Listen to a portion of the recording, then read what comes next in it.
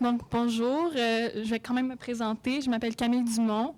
Je suis une joueuse de ringuette depuis que j'ai l'âge de 6 ans. J'ai commencé avec l'association de BKRA, Beaconsfield Kirkland, et ensuite j'ai joué 4 ans pour le Lac-Saint-Louis.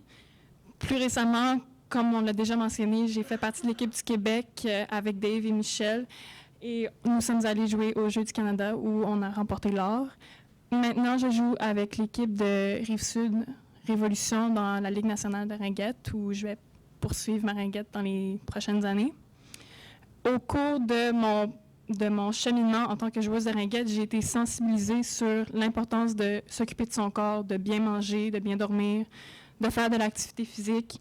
Et c'est toujours quelque chose qui m'a quand même vraiment passionnée. Donc, j'ai décidé de poursuivre mes études à l'Université McGill en nutrition et en sciences alimentaires. Donc, je viens de terminer ma première année. Au printemps. Donc, je viens aujourd'hui vous parler un peu de... Tu peux changer?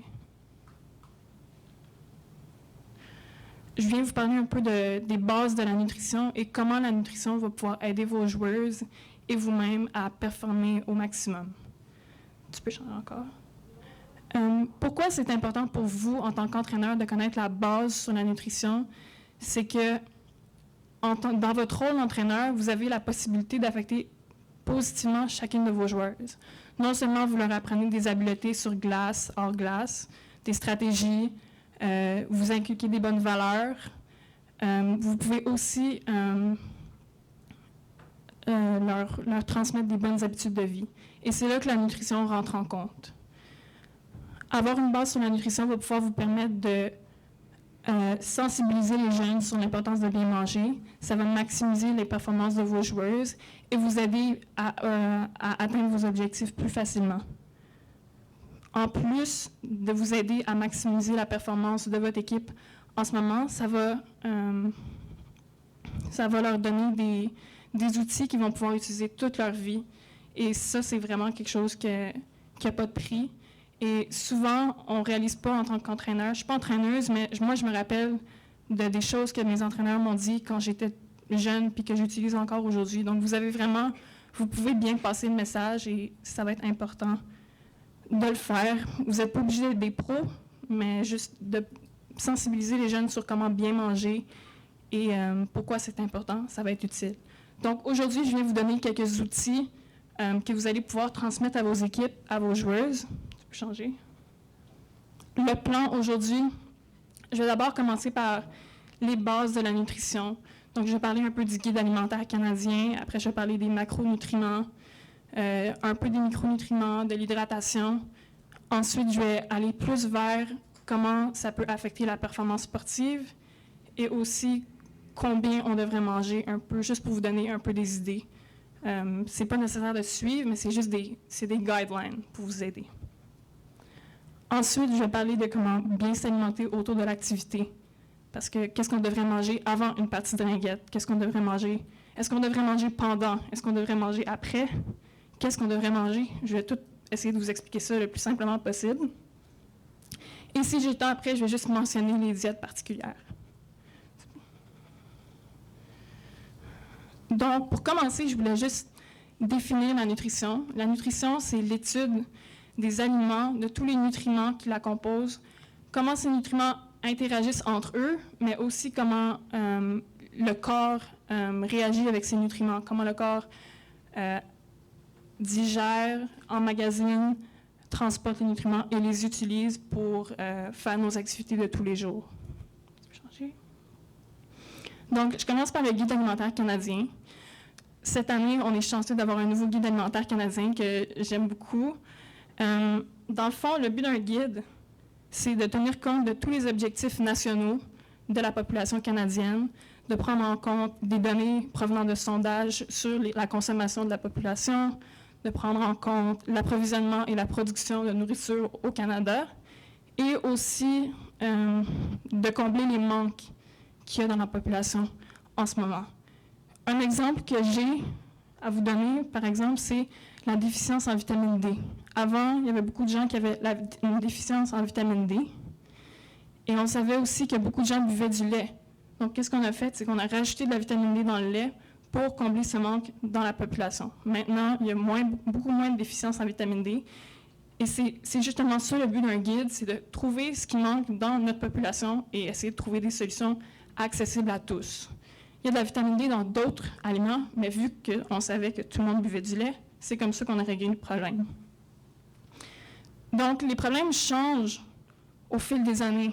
C'est pour ça que c'est important, puis c'est bien qu'on ait un nouveau guide aujourd'hui, parce que les problèmes qu'on avait il y a 10 ans ne sont plus les mêmes que ceux qu'on a aujourd'hui. Aujourd'hui, on pense plus aux maladies du cœur, au diabète, au cancer. Donc, le nouveau guide va donner des petits trucs qui pourraient aider et aller dans une meilleure direction pour le futur. Donc, je vais parler un peu des différences entre les deux guides. Le guide de gauche, l'ancien guide alimentaire, était divisé en 4 catégories de nutriments. Il y avait les fruits et légumes, ou légumes et fruits plus précisément, les produits céréaliers, les produits laitiers et les viandes et substituts. Maintenant, c'est divisé en 3 catégories, les légumes et fruits encore, les grains entiers et les aliments protéinés. Fait que ce que ça fait, c'est que ça enlève l'emphase sur les produits laitiers et les viandes et substituts. Et ça englobe tout ça dans la catégorie des aliments protéinés. Et ça ne suggère plus que les aliments et les produits laitiers sont nécessaires pour une bonne santé. Ça ne dit pas qu'on n'est plus obligé d'en manger, qu'on n'est pas obligé d'en manger. Non, ça dit qu'on n'est pas obligé d'en manger, mais que ce n'est pas nécessaire à notre santé. Ce que ça fait aussi, c'est que ça encourage aussi les protéines végétales. Ce qu'on oublie souvent, on pense souvent à manger de la viande, du poulet, du poisson, mais on oublie souvent les protéines végétales comme les légumineuses, le tofu, le tempeh, qui sont des bonnes protéines et qui valent la peine d'être consommées et d'apprendre à cuisiner avec eux. Donc, c'est ça. Aussi, ce qui est bien avec le nouveau guide, c'est qu'au lieu de parler, dans l'ancien guide, on parlait beaucoup de quantité de nourriture selon l'âge, selon le sexe de la personne. Par exemple, pour les fruits et légumes, on recommandait 7 à 8 portions pour les adolescents. Maintenant, on parle plus de proportions dans l'assiette. Fait qu'on peut voir que ça prend au moins la moitié de l'assiette en fruits et légumes, l'autre quart en grains et l'autre quart en produits protéinés.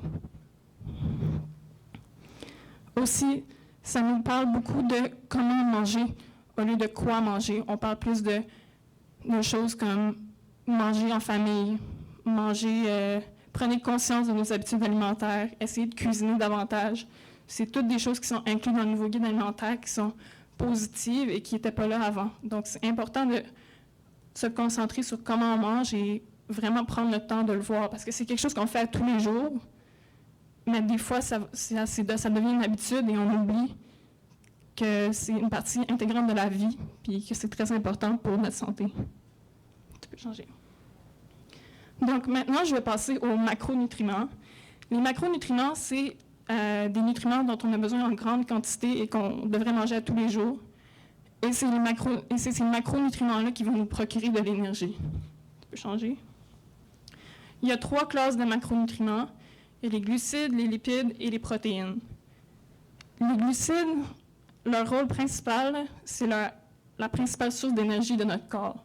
C'est la source d'énergie de préférence des cellules et c'est la source d'énergie du cerveau.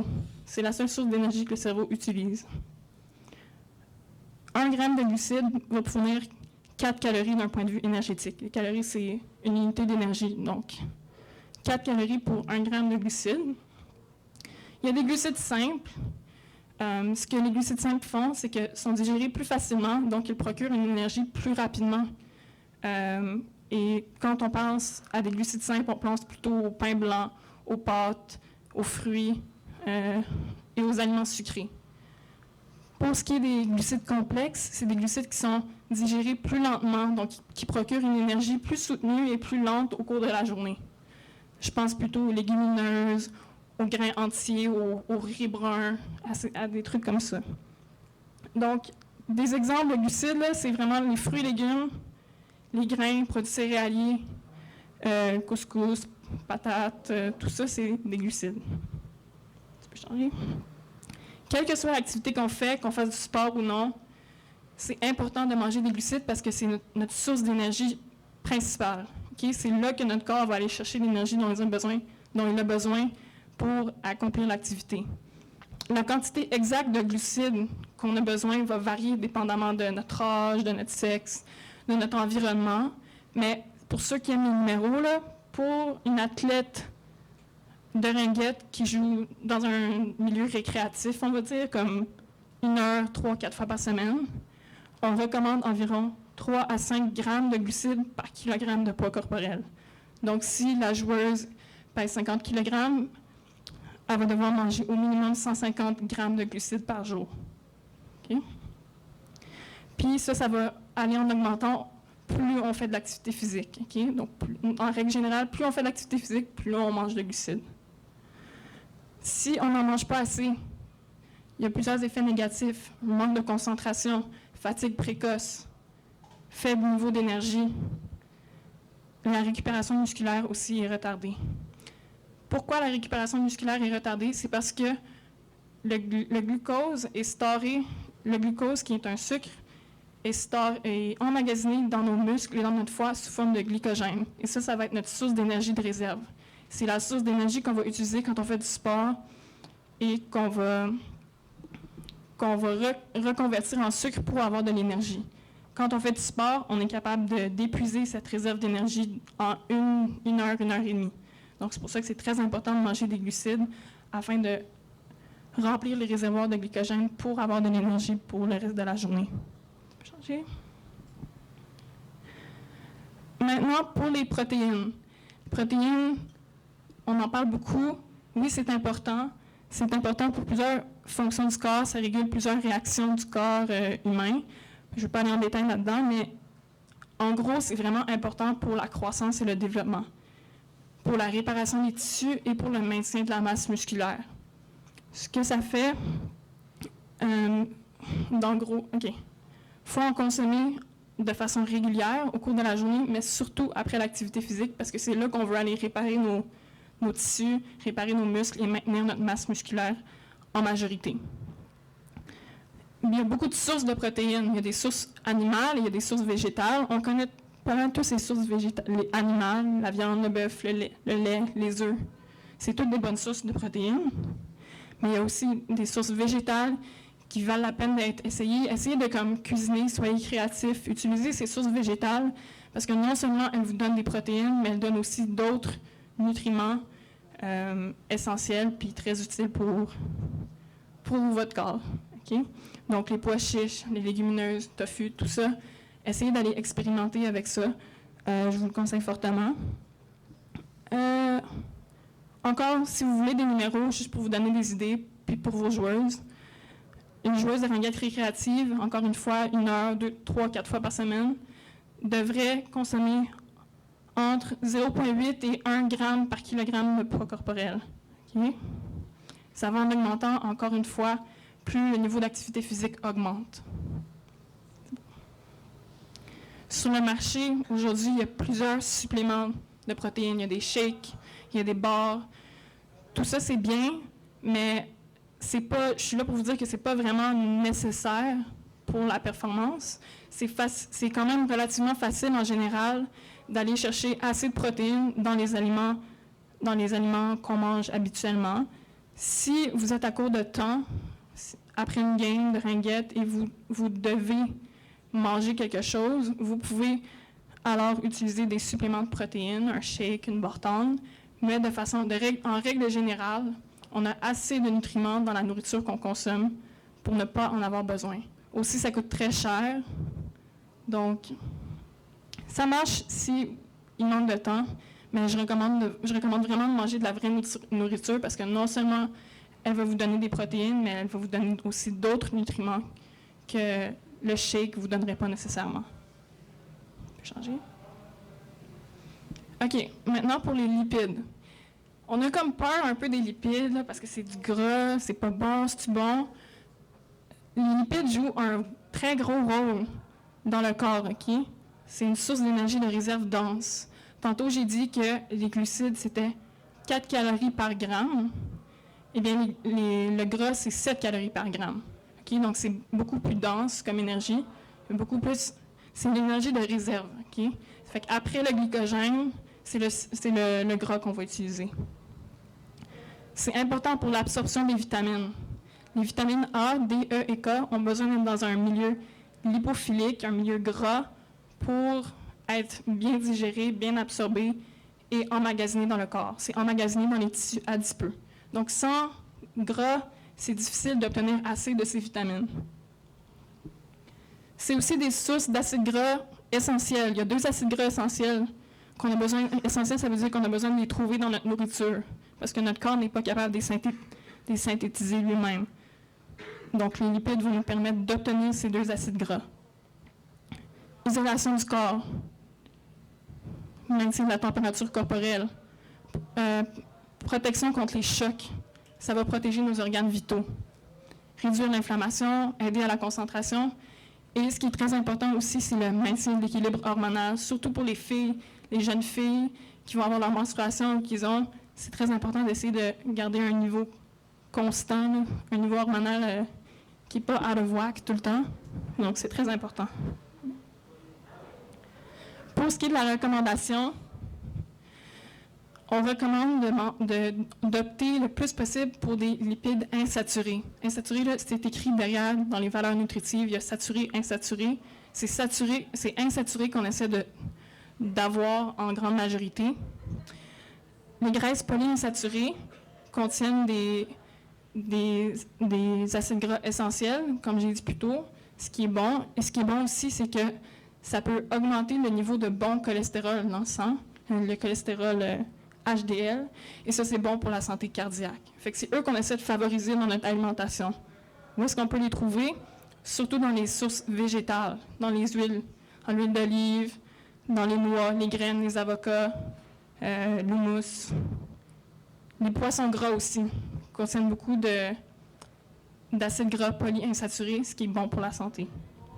Par contre, les gras saturés, eux, on essaie de les éviter quand on peut, parce qu'ils sont liés à l'augmentation du mauvais cholestérol, LDL, et ce qui cause des plus grands risques de maladies du cœur. Okay? Puis eux, malheureusement, on les trouve la plupart du temps dans les produits animaliers, dans le lait, la viande. Alors, pour les lipides, on essaie de favoriser les sources végétales, en gros. On a fini de parler des macronutriments. Je veux juste parler vite des micronutriments parce que même si on en a besoin de moins, ça ne veut pas dire qu'ils sont moins importants. Okay? Micronutriments, c'est toutes les vitamines et les minéraux. On les trouve beaucoup dans les fruits et les légumes. Et c'est pour ça que c'est important de manger les fruits et les légumes. Je sais que tout le monde le sait, mais c'est vrai. Le guide alimentaire recommandait 7 à 8 portions de fruits et légumes par jour pour les adolescents et plus pour les adultes. Je pense que pour les hommes, c'est 8 à 10. Donc, c'est beaucoup. Je ne sais pas si on mange vraiment autant de légumes et de fruits, mais en tout cas, c'est ça qu'il faudrait faire. Pourquoi? Parce que ces micronutriments vont aider à réparer les tissus, vont aider à absorber tous les macronutriments qu'on a vus plus tôt. Ils vont aider à les absorber et à les utiliser. Ils vont aider à construire les muscles, produire de l'énergie, aider pour la densité osseuse. Je pense surtout au calcium et à la vitamine D. C'est des choses qu'on peut trouver dans d'autres aliments comme le lait, mais on peut aussi les trouver dans les légumes et les fruits. Et il faudrait vraiment augmenter notre consommation de fruits et légumes en tant que population. Donc, c'est ça. Puis quand je parle de portion, une portion, c'est environ 80 grammes. On va voir ça un peu plus tard.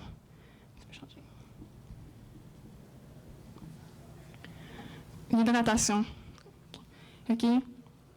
C'est très important aussi. Le corps est fait de 70% d'eau. Fait que dès que tu perds un peu d'eau, tu es mal pris. OK? Maintiens la température corporelle.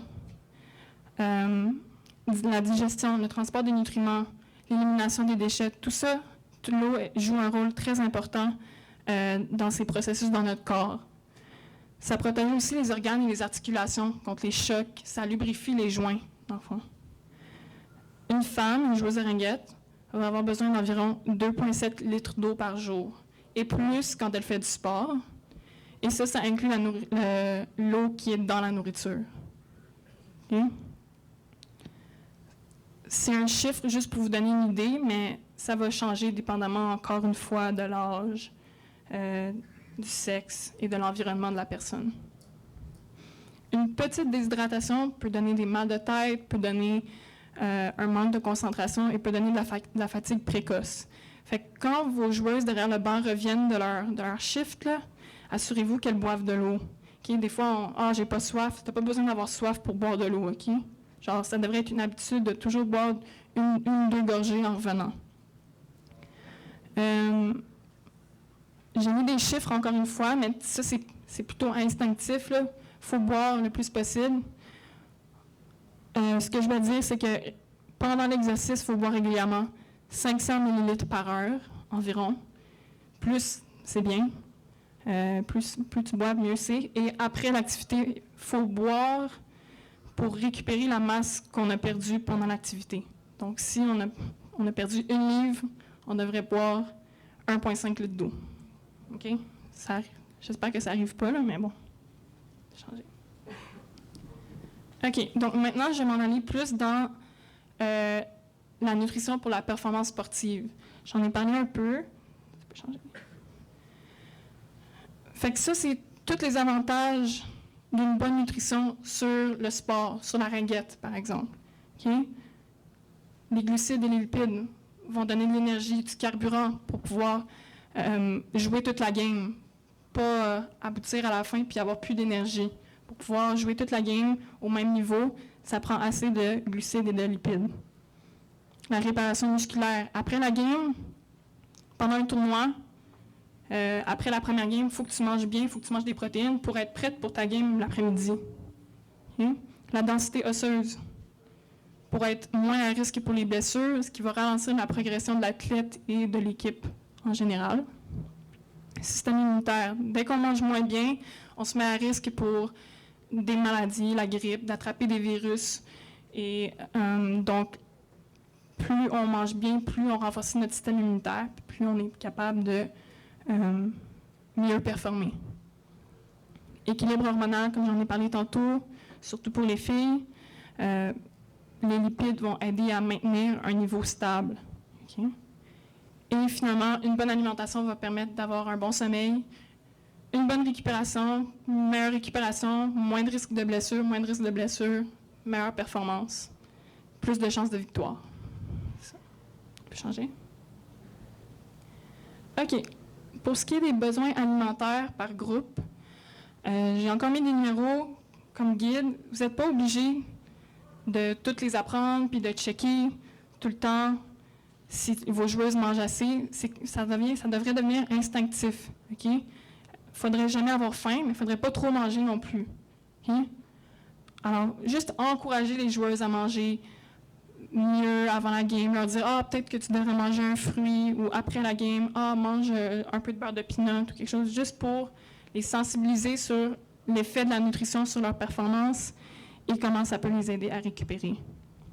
Donc, pour la ringuette récréative, 2-3 fois par semaine, 1 heure, on recommande entre 1800 et 2200 calories pour une adolescente. Okay? Ce qui inclut 8 à 11 portions de produits céréaliers, 8 à 10 portions de fruits et légumes, ce qui est beaucoup encore, puis 2 à 6 portions de protéines.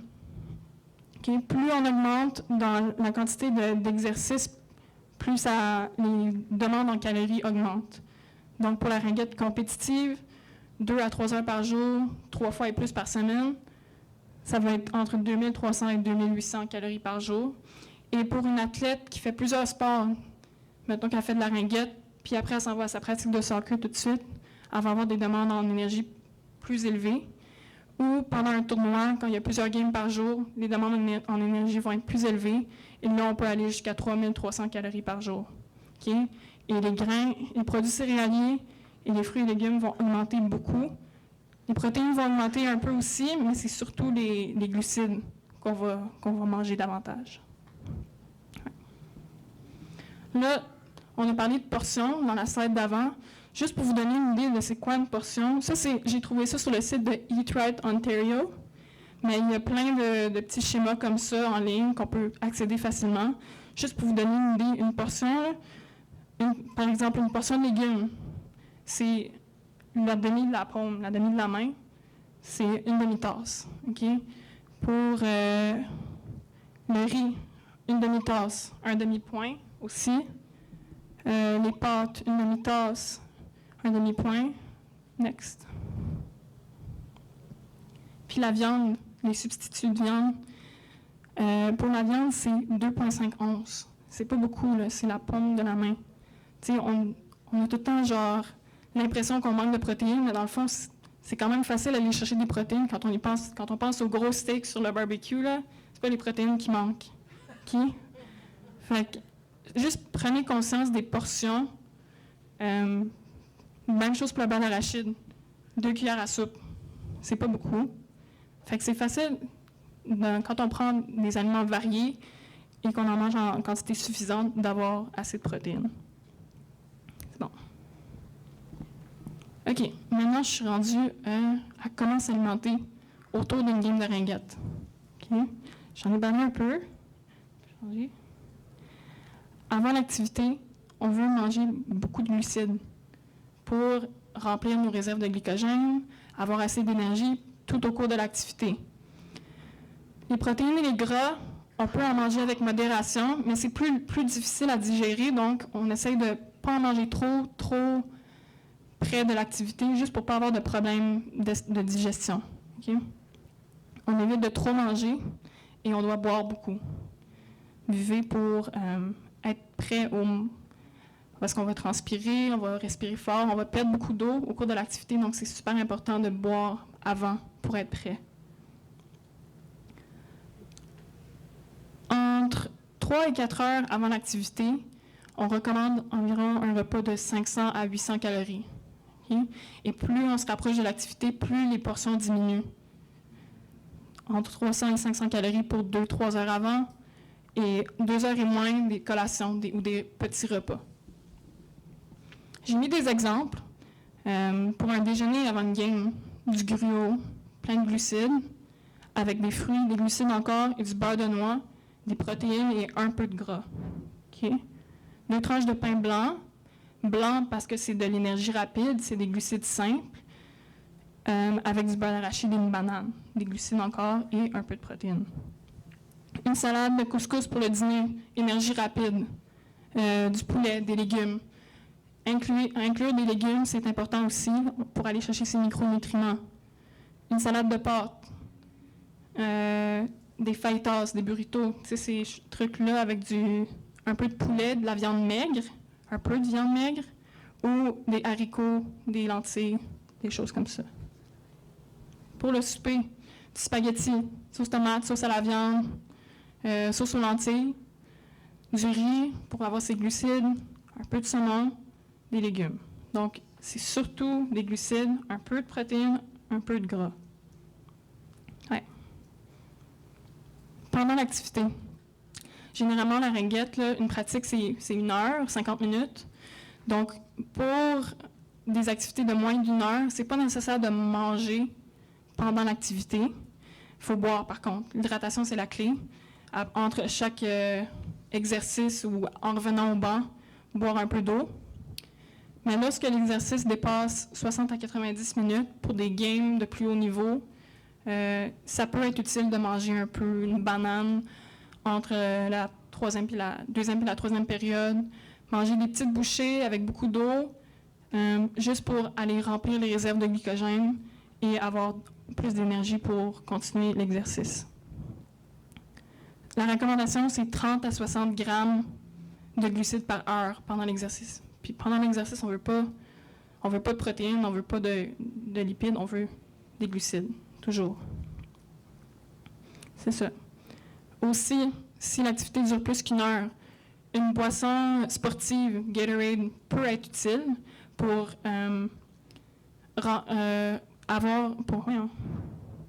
pallier aux pertes d'électrolytes.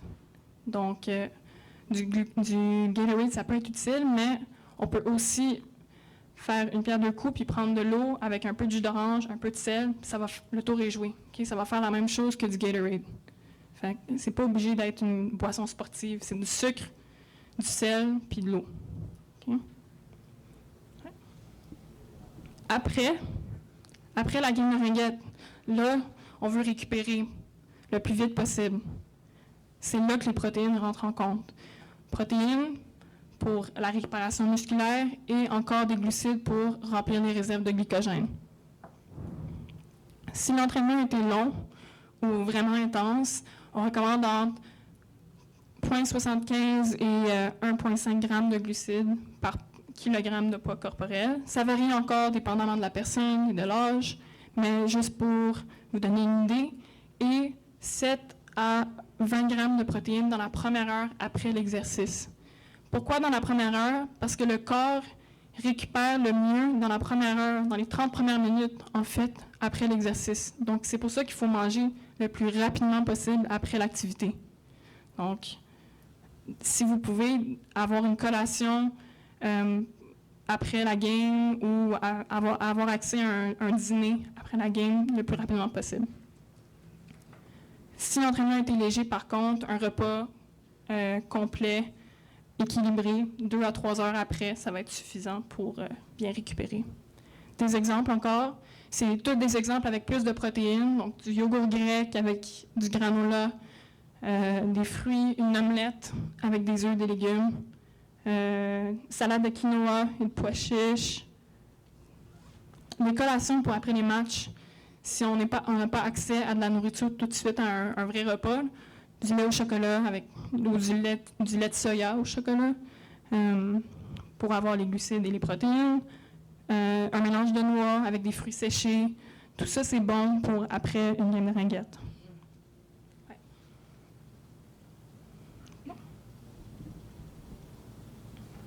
Je vais parler encore un peu de supplémentation parce qu'on en entend beaucoup parler, puis il y a certaines personnes qui se demandent toujours est-ce que je devrais prendre des suppléments ou non.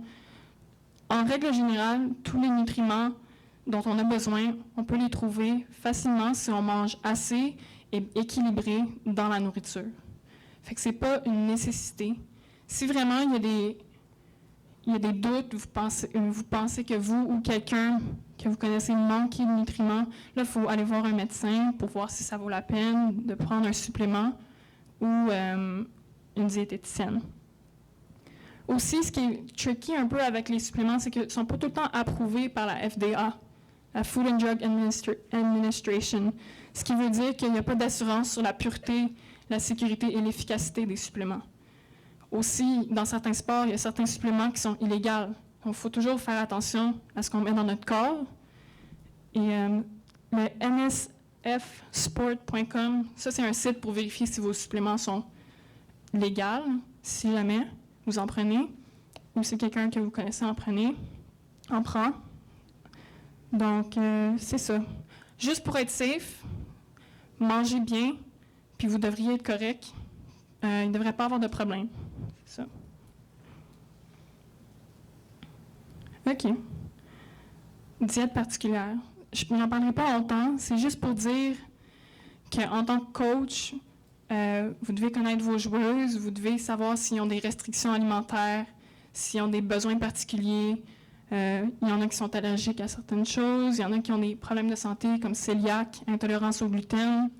Et aussi, il y en a qui c'est juste par choix de ne pas manger de viande ou peu importe, ou des raisons culturelles et religieuses. Il faut juste essayer de tout prendre en compte et de pouvoir subvenir aux besoins de chaque athlète. Donc, si possible, essayez d'offrir plusieurs choix lors des tournois, par exemple, entre les matchs. Essayez de prendre tout ça en compte. C'est ça. Pour conclure, si vous devez vous rappeler de 2-3 affaires de cette présentation, c'est de manger varié. OK? Mangez pas juste du riz et du poulet, là. C'est comme manger d'autres choses. On entend souvent ça, riz poulet, genre manger plein de choses de plusieurs sources différentes. Manger en bonne compagnie. Prenez le temps de cuisiner et de savourer la nourriture. Mangez le plus possible des aliments frais, non transformés et, comme d'habitude, le moins de sel, le moins de sucre ajouté et le possible et le moins de gras saturé.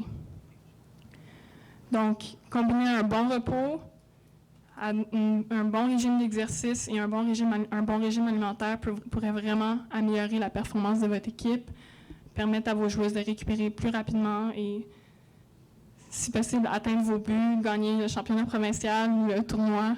Donc, chaque petit geste peut vous amener beaucoup plus loin. Championnat canadien, oui, c'est ça. Donc voilà, c'est ça. Merci d'avoir écouté. J'espère que ça vous a aidé. Échange.